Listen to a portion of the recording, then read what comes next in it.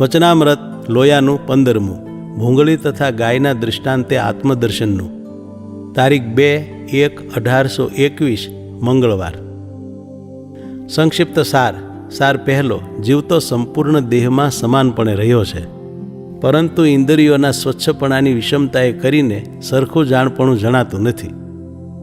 બીજો, જે પુરુષ જીવનું સ્વરૂપ જેવું દેખે છે તેવું કહે છે, પણ જેને નિરાવરણ દૃષ્ટિ હોય તે જ યથાર્થ દેખે છે. ત્રીજો, જીવને વિશે મૂર્તિમાન એવા ભગવાન પુરુષોત્તમ પોતે જ રહ્યા છે. ચોથો, સાંખ્ય યોગ અને વેદાંતના મતે ભગવાનના સ્વરૂપનું વર્ણન કર્યું છે. સ્વામિનારાયણ હરે, સ્વામિનારાયણ હરે. સંવત 1877ના માક્ષરવદી 13ને દિવસ રાત્રિને સમયે શ્રીજી મહારાજ ગામ શ્રી લોયા મધ્ય સુરા ભક્તના દરબારમાં વિરાજમાન હતા અને ધોળો ફેંટો માથે બાંધ્યો હતો તથા બીજે ધોળે ફેંટે બોકાની વાળી હતી તથા ગરમ પોષની રાતી ડગલી પહેરી હતી તથા ધોળો ખેસ પહેર્યો હતો ને ધોળો ચોફાળ ને ધોળી પછેડી તે ભેગા કરીને ઓઢ્યા હતા ને પોતાના મુખારવિંદની આગળ દેશ દેશના હરિભક્તની સભા તથા પરમહંસની સભા ભરાઈને બેઠી હતી. પછી શ્રીજી મહારાજ કૃપા કરીને બોલ્યા, જે આ જીવ છે તે અધ્યાત્મ અધિભૂત અને અધિદેવપણે કરીને સર્વ દેહમાં નખશિખા પર્યંત વ્યાપીને રહ્યો છે અને દેવતાને ઇન્દ્રિયો રૂપે કરીને જીવનું ભોગતાપણું છે, પણ દેવતા ઇન્દ્રિયોથી પૃથકપણે ભોગતા નથી. ત્યારે નિત્યાનંદ સ્વામીએ આશંકા કરી, જે હે મહારાજ, ત્યારે એમ કહેવાય છે જે જીવ જે તે સામાન્યપણે સર્વ દેહમાં વ્યાપીને વિશેષપણે હૃદયાકાશમાં રહ્યો છે, ત્યારે સર્વે ઠેકાણે સરખું જાણપણું નથી જણાતું, તેનું કેમ સમજવું? પછી શ્રીજી મહારાજ બોલ્યા, છે જેમ સૂર્ય છે તે કિરણે કરીને સર્વ પદાર્થમાં વ્યાપીને રહ્યો છે, પણ આગળ જેવું પદાર્થ છે ત્યાં તેવો સૂર્યનો પ્રકાશ જણાય છે. કેમ જે કાચની ભૂમિ હોય તથા સ્વચ્છ નિર્મળ પાણી હોય ત્યાં જેવી રીતે સૂર્યનો શુદ્ધ પ્રકાશ જણાય છે, તેવી રીતે પાણાની ભૂમિ, રેતીની ભૂમિ તથા ડોળાયેલું પાણી તેમાં જણાતો નથી. એવી રીતે સૂર્યના પ્રકાશમાં ન્યૂન અધિકપણું જણાય છે, તેમ એ જીવ ઇન્દ્રિયો અંતકરણ ગોલોક એ સર્વને વિશે સમાનપણે રહ્યો છે, પણ ઇન્દ્રિયોને વિશે સ્વચ્છપણું છે, માટે તેને વિશે વિશેષ પ્રકાશ જણાય છે. જુઓ ને, નેત્રમાં જેવું તેજ જણાય છે તેવું નાક કાનમાં કોઈ દિવસ જણાય છે? નથી જણાતું. અને 4 અંતકરણનું અતિ સ્વચ્છપણું છે તો ત્યાં જીવનો અધિક પ્રકાશ જણાય છે અને બીજા ઇન્દ્રિયોમાં ન્યૂન જણાય છે, પણ જીવ તો સર્વ દેહને વિશે સમાનપણે રહ્યો છે. ત્યારે બ્રહ્માનંદ સ્વામીએ પ્રશ્ન પૂછ્યો, છે એ જીવને કેટલાક તો તારા જેવો દેખે છે તથા દીવાની જ્યોત જેવો દેખે છે તથા બપોરિયા જેવો દેખે છે, તે કેમ સમજવું? ત્યારે શ્રીજી મહારાજ બોલ્યા, છે એ તો એમ છે જે જેમ જેને અક્ષી વિદ્યા છે તેને નેત્ર દ્વારા એ જીવનું દર્શન થાય છે ને તેને વિશે ભગવાનની મૂર્તિને પણ દેખે છે, તેમ જેને ઇન્દ્રિય દ્વારા લક્ષ્ય થયો તે તેવો આત્માને દેખે છે. જેમ કાચનું પૂતળું મનુષ્યને આકારે કર્યું હોય, તેને જે અવયવ તથા મુવાળા તથા નાડીઓ તે સર્વે કાચના હોય ને તે પૂતળાની માહિલી કોરે તેજ ભર્યું હોય, તે તેજ દેખાય. તે જેવો ભૂંગળીનો અવકાશ હોય તે પ્રમાણે દેખાય છે, પણ સમગ્ર નથી દેખાતું. તેમ એ જીવનું સ્વરૂપ જેણે જેવું દીઠું છે તે તેવું કહે છે, પણ એની નિરાવરણ દ્રષ્ટિ નથી થઈ, માટે એને જેવો આત્મા છે તેવો નથી દેખાતો.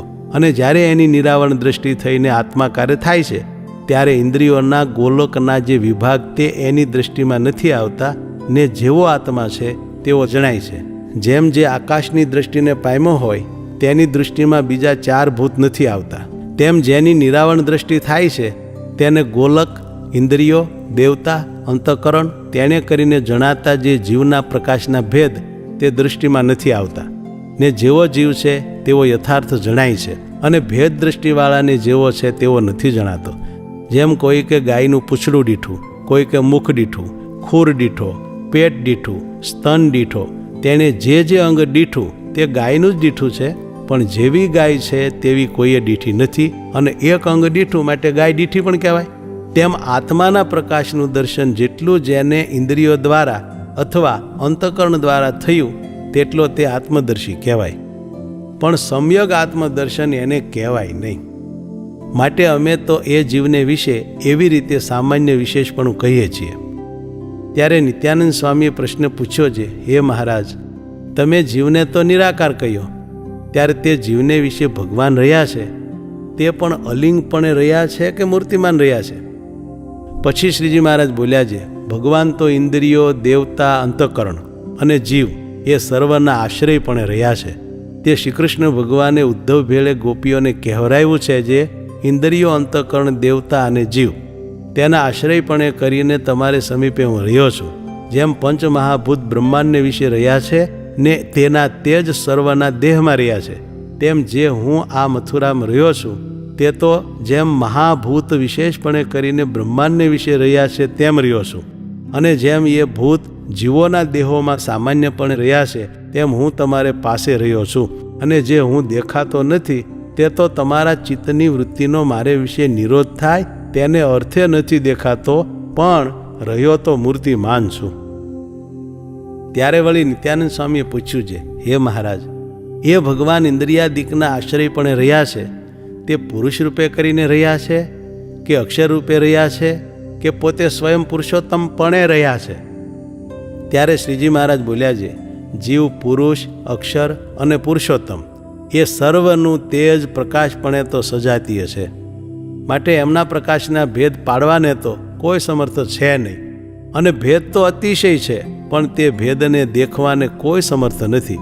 અને જેને એ ભગવાન કૃપા કરે છે તેણે કરીને તેને પ્રકાશમય એવો દિવ્ય દેહ બંધાય છે.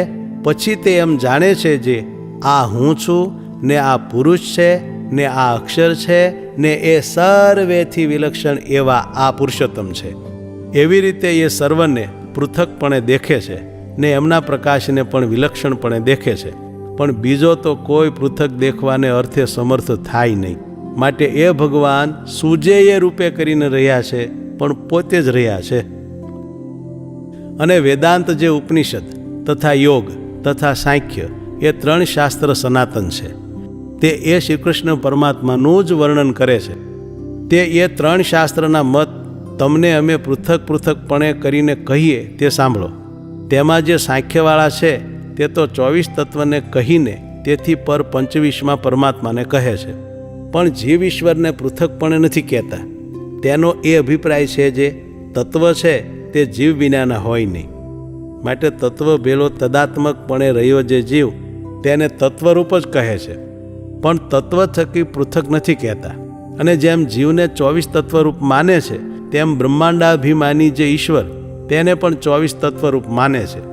એવી રીતે જીવ ઈશ્વર એ બેયને તત્વરૂપ માનીને તત્વ ભેળે જ એને ગણે છે, પણ તત્વથી નોખા નથી ગણતા. અને એ 25મા પરમાત્માને કહે છે. એ સાંખ્યનો મત છે, પણ એમ ન સમજવું જે જીવ નથી. કાજે સાંખ્ય વાળે ષટ સંપત્તિ, શ્રવણ, મનન, નિધિધ્યાસનાદિક સાધન કયા છે તે જીવને જ કરવાના કયા છે. પછી તે સાધને કરીને વિચારને પામે ને તે વિચારે કરીને તત્વ થકી પોતે નોખો પડે ને પોતાને બ્રહ્મરૂપ માને ને પરમાત્માને ભજે. એવી રીતે સાંખ્ય મત છે તે મોક્ષ ધર્મમાં સુખજી પ્રત્યે નારદજીએ કહ્યું છે, ત્યજ ધર્મમ અધર્મમ ચ ઉભે સત્યા નૃતે ત્યજ ઉભે સત્યા નૃતે ત્યક્ત્વા યેન ત્યજસી તત્યજ. એનો એમ અર્થ છે જે જ્યારે મુમુક્ષુ આત્મવિચાર કરવા બેસે ત્યારે તેને આડા જે ધર્મરૂપ અથવા અધર્મરૂપ, સત્યરૂપ, અસત્યરૂપ જે સંકલ્પ આવે તેનો ત્યાગ કરીને અને જે વિચારે કરીને એને તજે છે તે વિચારનો પણ ત્યાગ કરીને બ્રહ્મરૂપે રહેવું. પણ દેહે કરીને ધર્મરૂપ નિયમનો ત્યાગ કરવો કહ્યો નથી. એ શ્લોકનો એ અર્થ છે. અને યોગવાળા છે તે 24 તત્વને પૃથક ગણે છે ને જીવ ઈશ્વરને 25મા કહે છે ને પરમાત્માને 26મા કહે છે. અને વિવેકે કરીને 25માને તત્વ થકી પૃથક સમજીને તેને વિશે પોતાપણાની દ્રઢતા માનીને 24 તત્વની જે વૃત્તિઓ તેનો પિંડી ભાવ કરીને બળાત્કારે 26માને વિશે રાખે, પણ વિષય સન્મુખ જવા દે નહીં. અને એમ સમજે જે મારી વૃત્તિ ભગવાનને મૂકીને બીજે ઠેકાણે જશે તો મને સંસ્કૃતિ થશે. માટે અતિ આગ્રહ કરીને ઇન્દ્રિયો અંતઃકરણની જે વૃત્તિઓ તેને ભગવાનને વિશે રાખે. અને જે સાંખ્યવાળો છે તે તો એમ સમજે જે મારે ઇન્દ્રિયો અંતઃકરણ જ નથી તો જશે ક્યાં?